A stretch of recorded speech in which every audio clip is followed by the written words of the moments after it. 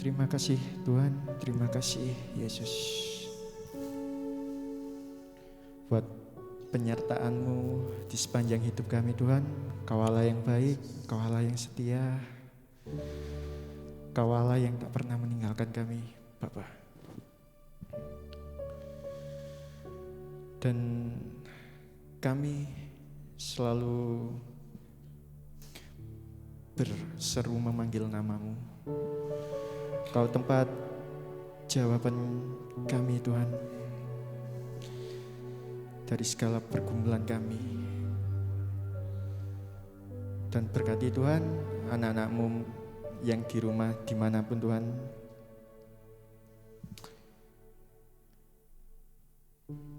Kami anak-anak-Mu siap memuliakan dan memuji nama-Mu. Terima kasih Tuhan, terima kasih Yesus, dalam nama Tuhan Yesus, haleluya, amin. Kita semua percaya bahwa Tuhan adalah terang kita, Tuhan yang memimpin dan menuntun hidup kita supaya kita tetap hidup di dalam rencananya. Kita naikkan pujian selanjutnya.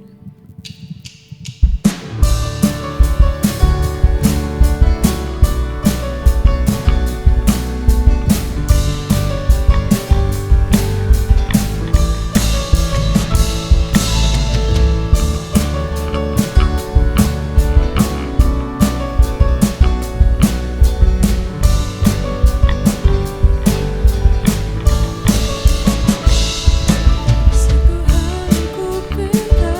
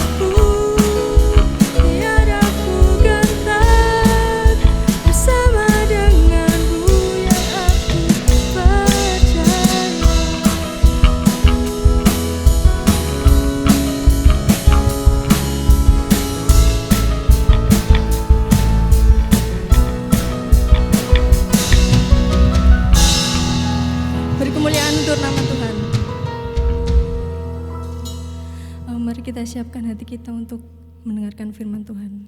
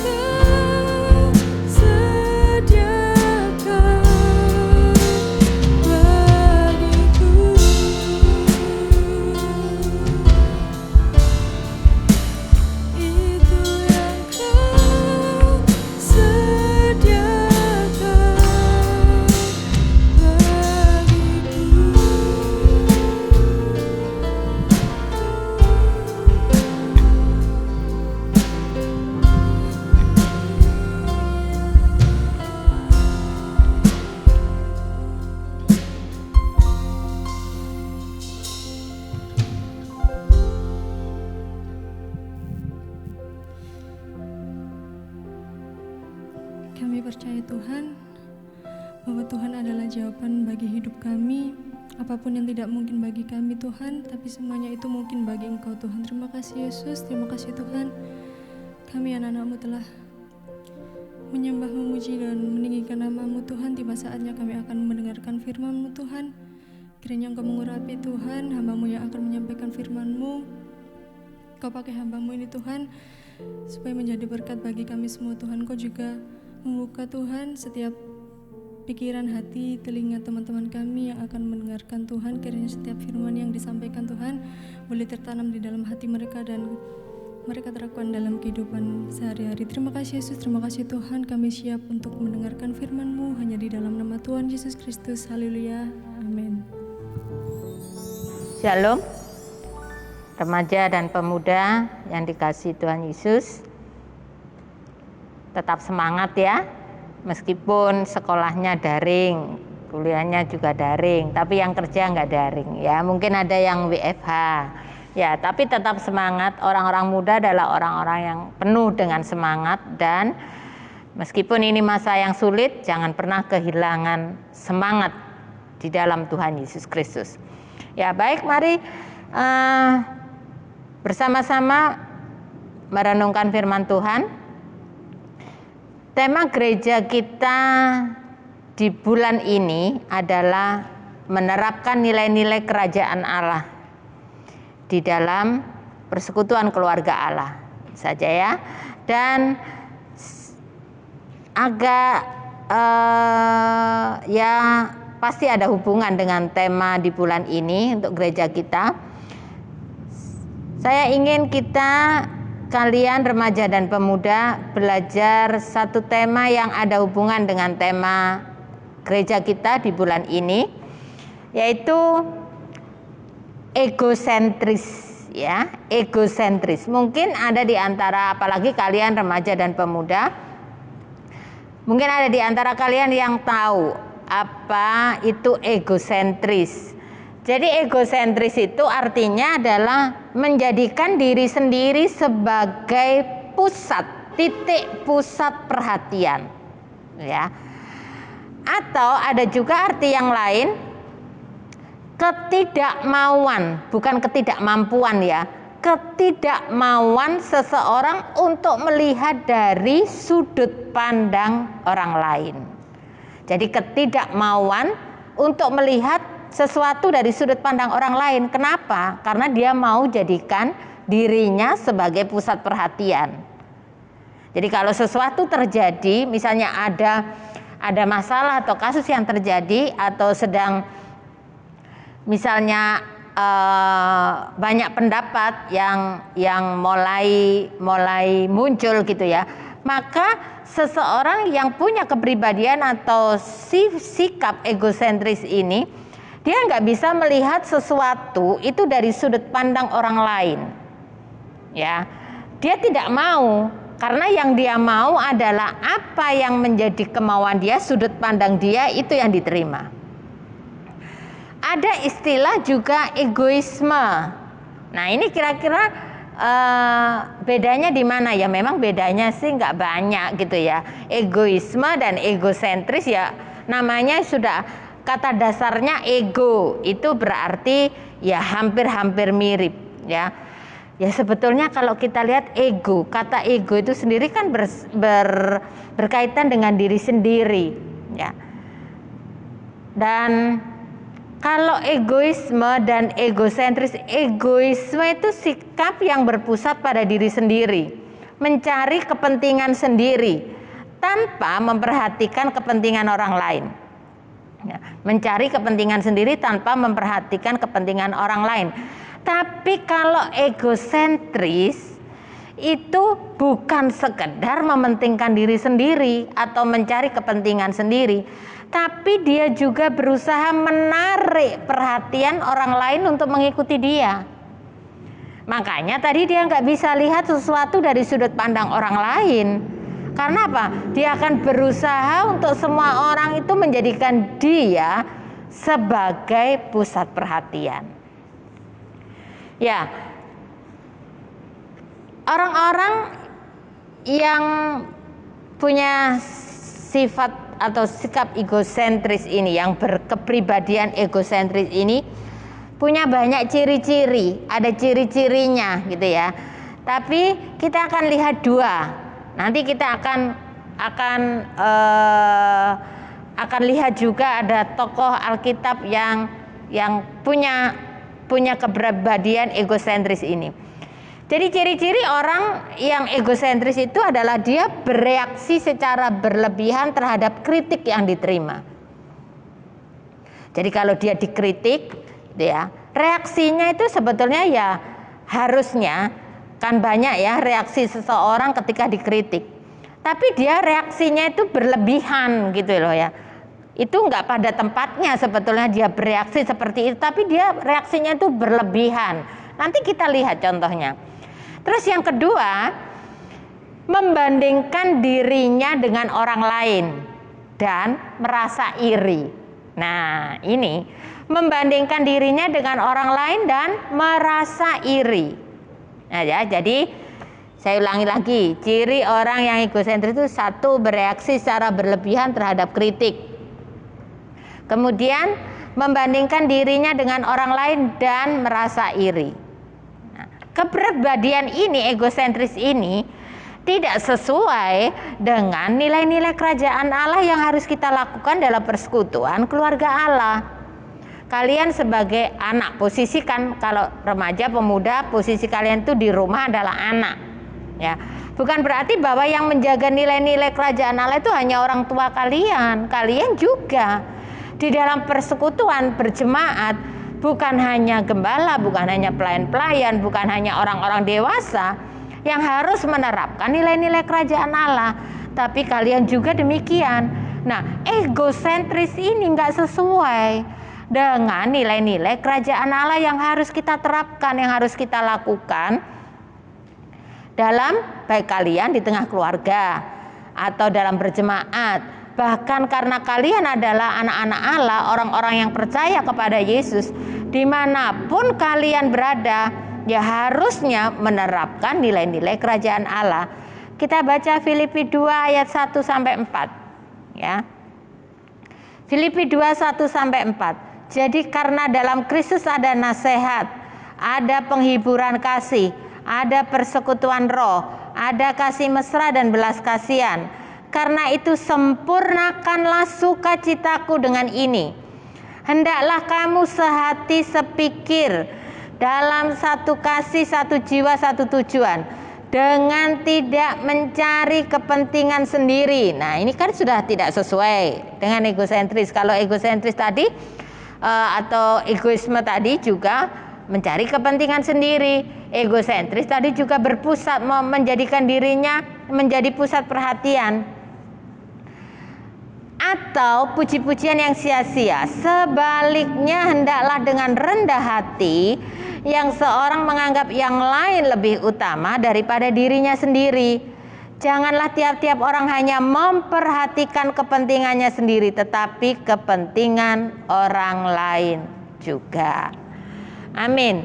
Jadi egosentris ini bertentangan dengan nilai kerajaan Allah yang disebutkan dalam Filipi 2 1 sampai 4, yaitu rendah hati.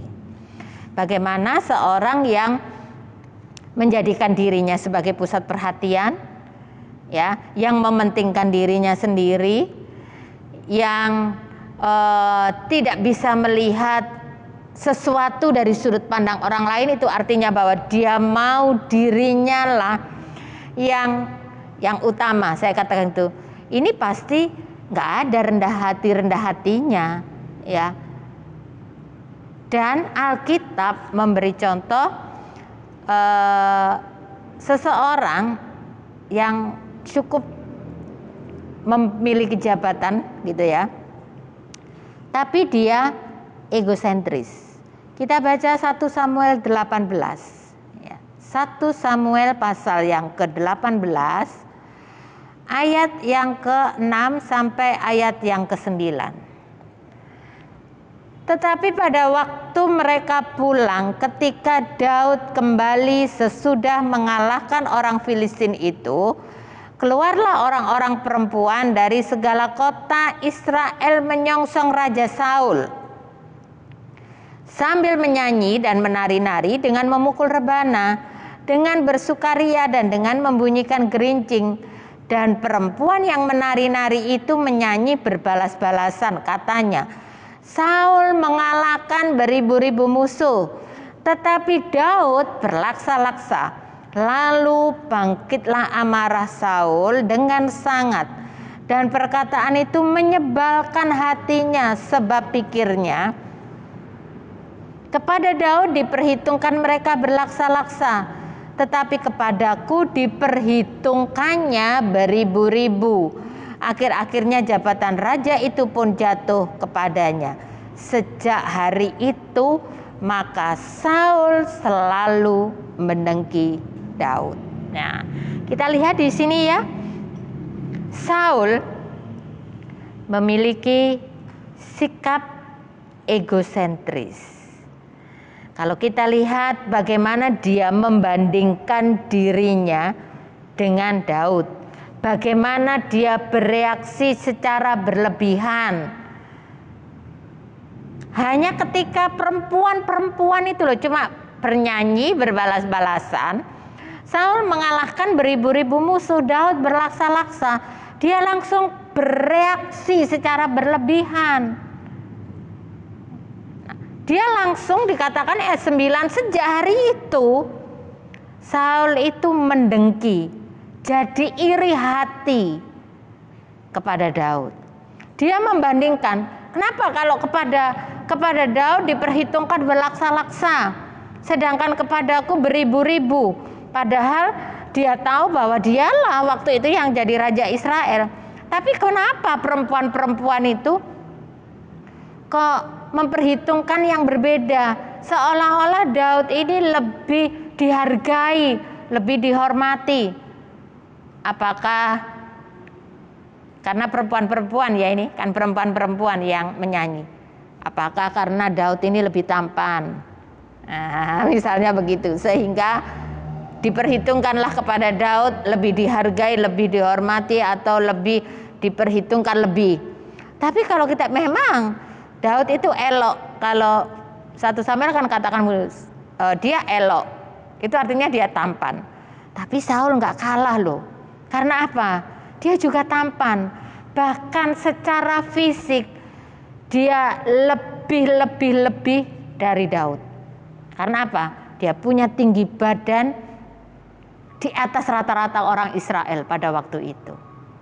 Jadi kalau kita lihat, ketika Saul ini membandingkan dirinya dengan Daud, seperti tadi, Daud diperhitungkan berlaksa-laksa, saya beribu-ribu, kan dibandingkan toh, ya. Dan kemudian dikatakan sejak hari itu dia mendengki.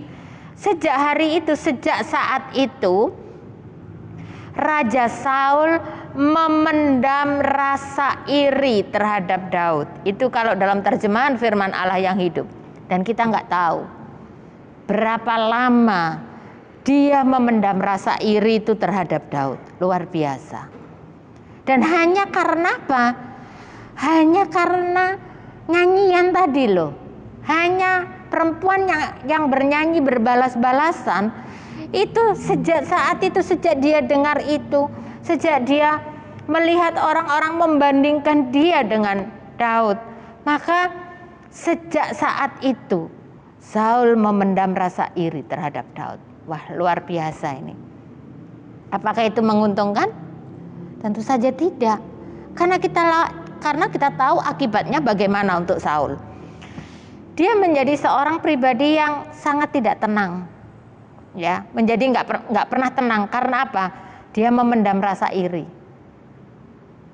Itu selalu membayang-bayangi dia. Saya pikir kalau dia tidur, dia duduk, dia sedang melakukan apa, dia pasti terus terngiang-ngiang dengan nyanyian balas-balasan dari perempuan itu. Karena apa? Itu sudah membuat dia, wah rasanya aku nggak dihargai ini, gitu ya. Sehingga itu terus membuat dia tidak tenang. Bahkan firman Tuhan katakan dia sering diganggu roh jahat. Dan yang membuat dia tenang itu permainan kecapinya Daud. Dan bukan hanya itu, dia menghabiskan begitu banyak waktunya hanya untuk mengejar-ngejar Daud dan berusaha membunuh Daud. Apakah Daud salah? Sama sekali tidak. Kalau itu Daud itu adalah musuhnya dan dia menghabiskan waktu untuk mengejar dan akan berusaha membunuh dia.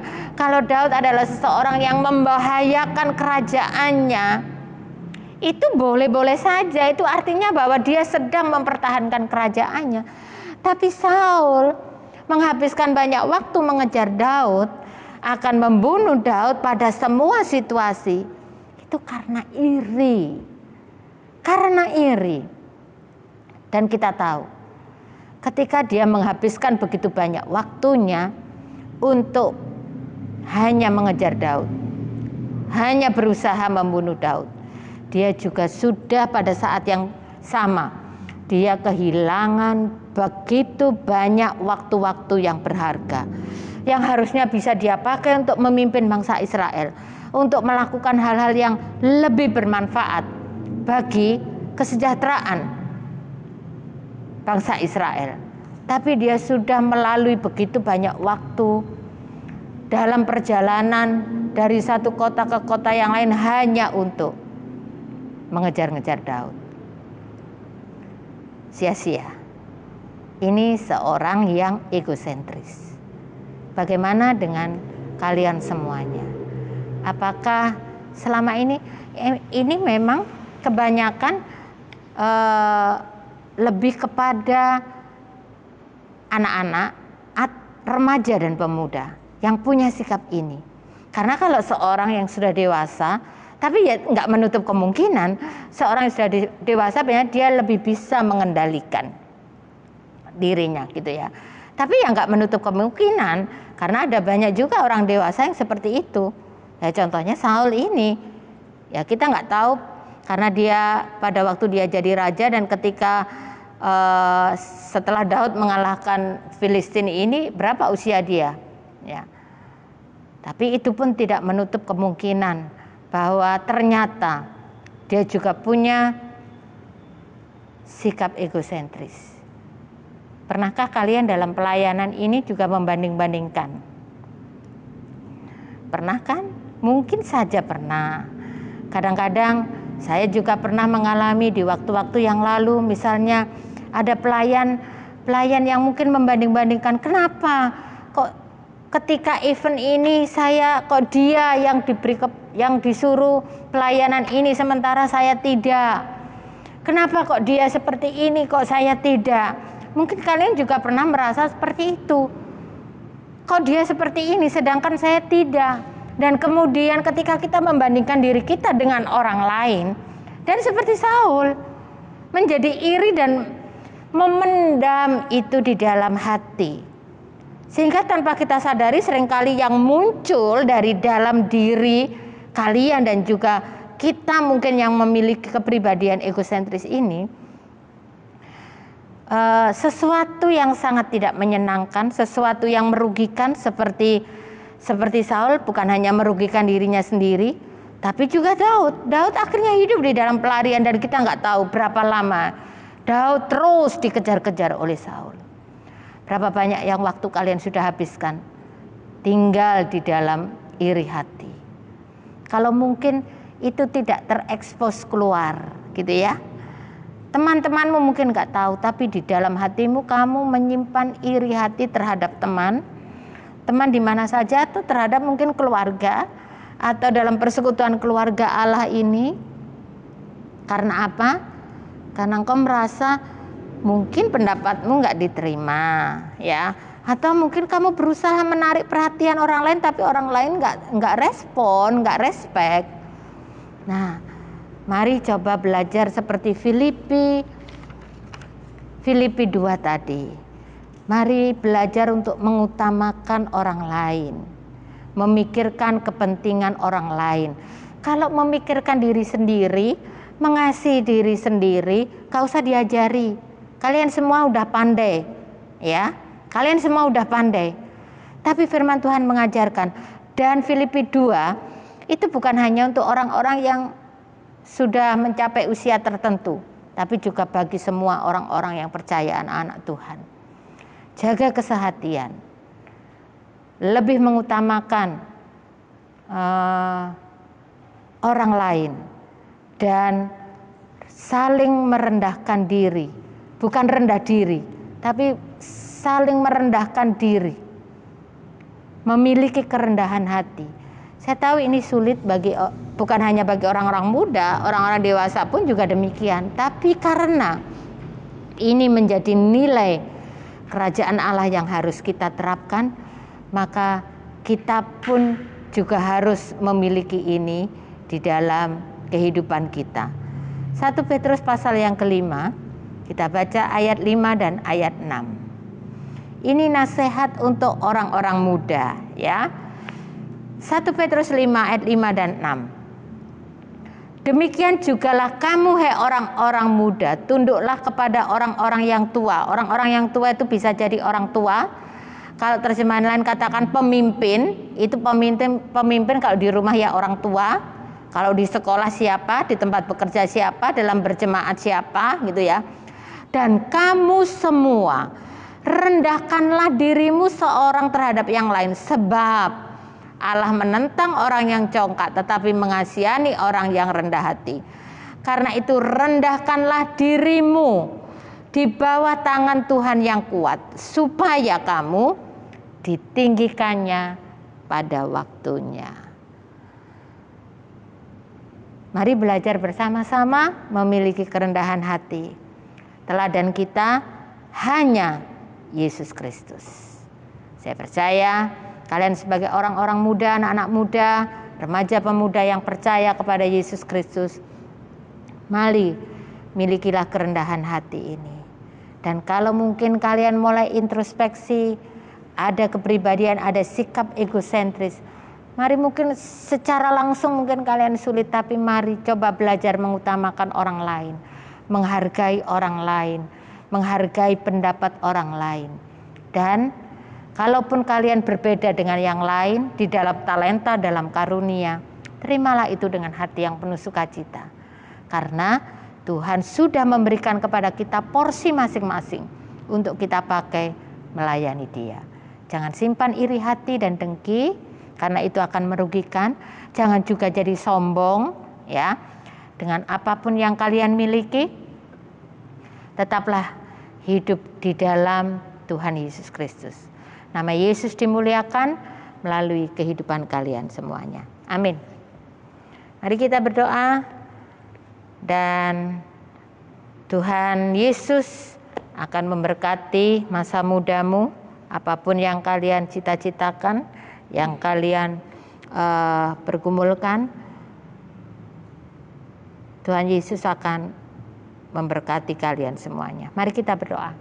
Bapak, terima kasih untuk saat ini di dalam ibadah online GUCC. Terima kasih untuk firman Tuhan yang sudah kami dengarkan bersama, yang sudah teman-teman GUCC dengarkan. Kiranya firman-Mu pada saat ini boleh menolong mereka, untuk mereka juga belajar untuk tidak mementingkan diri sendiri, untuk mengutamakan kepentingan orang lain, dan memiliki kerendahan hati di dalam hidup mereka. Mungkin ada di antara mereka yang selama ini memiliki sikap egosentris, bahkan mungkin juga egoisme. Mereka tidak bisa melihat sesuatu dari sudut pandang orang lain. Mereka mementingkan diri sendiri. Mereka tidak selalu ingin menjadi pusat perhatian. Dan mari, kalau mungkin ada, sehingga itu menimbulkan hal-hal yang tidak menyenangkan di dalam diri pribadi mereka masing-masing, bahkan di dalam persekutuan mereka, baik dengan keluarga, dengan teman, atau bahkan dengan teman-teman seiman di dalam persekutuan keluarga Allah di tempat ini. Tuhan akan tolong mereka semuanya, supaya kasih-Mu akan membantu mereka, menolong mereka, untuk mereka menjadi remaja pemuda yang mau merendahkan diri di bawah tangan-Mu yang kuat, sehingga bukan hanya tidak ada egoisme, egosentris atau kesombongan, tapi mereka menjadi remaja pemuda yang tahu mengasihi Engkau, yang tahu mengutamakan orang lain, memikirkan kepentingan orang lain, sehingga melalui kehidupan muda mereka, nama-Mu ditinggikan dan dipermuliakan. Terima kasih Tuhan Yesus, biarlah mereka menghabiskan waktu mereka yang masih muda ini, bahkan sampai Tuhan terus mempercayakan kehidupan kepada anak-anak-Mu ini, mereka akan pakai waktu-waktu ini bukan dengan sesuatu yang sia-sia, tapi mereka menghargai setiap waktu yang Tuhan beri hanya untuk mempermuliakan nama-Mu. Melalui sekolah mereka, kuliah mereka, pekerjaan mereka, kami percaya Engkau dimuliakan. Bahkan pelayanan yang mereka kerjakan, yang sudah Engkau percayakan kepada mereka, Engkau juga berkati. Terima kasih Tuhan Yesus, kami percaya Engkau akan pakai remaja dan pemuda GUCC ini untuk terus membawa kemuliaan bagi nama-Mu. Engkau memberkati sekolah mereka, kuliah mereka, pekerjaan, masa depan mereka, cita-cita mereka, apa yang saat ini sedang mereka pergumulkan untuk masa depan mereka. Kami percaya bahwa masa depan sungguh ada dan mereka tidak pernah kehilangan pengharapan di dalam Engkau. Ajarlah mereka untuk terus percaya dan berharap kepadamu.